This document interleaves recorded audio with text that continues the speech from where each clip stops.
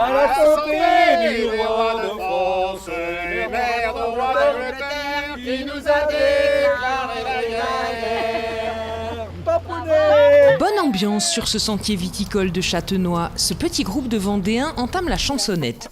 Ils font partie d'une dizaine de vendangeurs venus cueillir pour le domaine Edelweiss. Tout est parti d'une rencontre lors d'une foire au vin du côté de la Roche-sur-Yon. Aujourd'hui, je donne un coup de main à Michel Blunstein quand il vient faire ses foires en Vendée. Et puis cette année, on avait décidé de venir en vacances ici et de donner un coup de main pour les bénéficier du paysage et de l'ambiance des vendanges en Alsace. Plus largement, qu'ils viennent de France ou de l'étranger, les vendangeurs cherchent avant tout à vivre un moment de convivialité.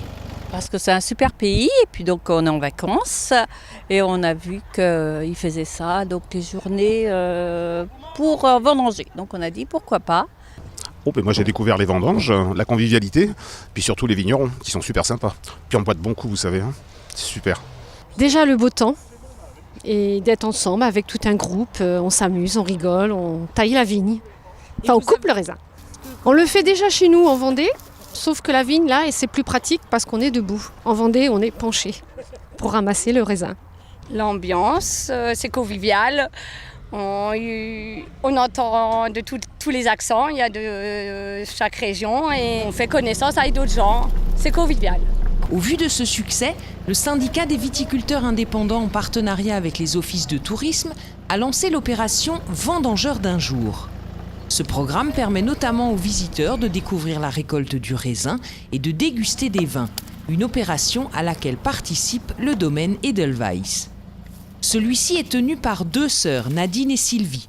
Il y a une vingtaine d'années, elles ont repris l'exploitation familiale. Alors on a une surface d'à peu près 17 hectares, on est en bio depuis 2010 et sur l'ensemble de toute l'exploitation, on a tous les cépages alsaciens, donc en blanc, Sylvaner, Pinot blanc, Riesling, Pinot gris, Gewürz et l'Auxerrois. Et on en fait du Pinot noir pour les rouges et en crément aussi, on a une belle réputation en crément, donc on fait pas mal de crément en chardonnay et en Pinot noir. Les vendanges ont débuté un peu en avance sur le calendrier avec le crément. Elles s'achèveront à la fin du mois avec la récolte du Gewürztraminer. Le vin nouveau, quant à lui, sera déjà prêt à la dégustation mi-septembre.